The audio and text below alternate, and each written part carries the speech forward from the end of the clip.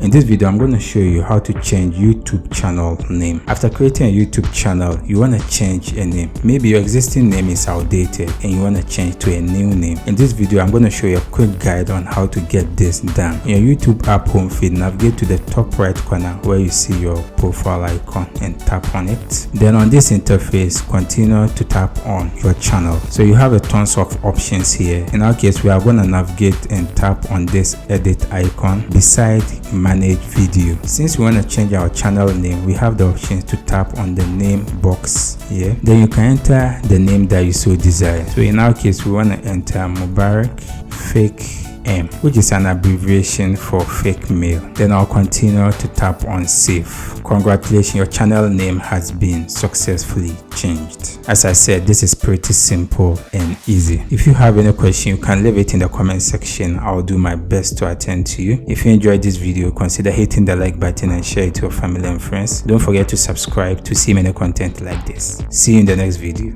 Bye bye.